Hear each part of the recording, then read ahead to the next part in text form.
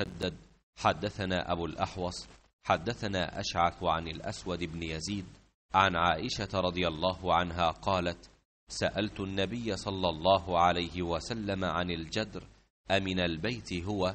قال: نعم. قلت: فما لهم لم يدخلوه في البيت؟ قال: إن قومك قصرت بهم النفقة. قلت: فما شأن بابه مرتفعا؟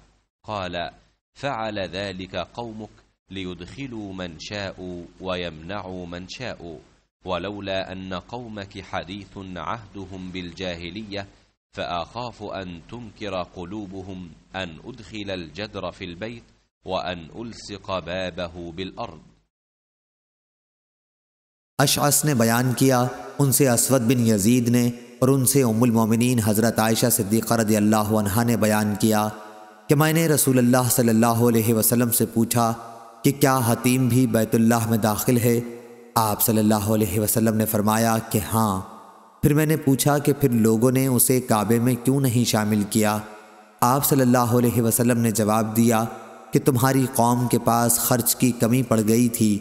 फिर मैंने पूछा कि ये दरवाज़ा क्यों ऊंचा बनाया?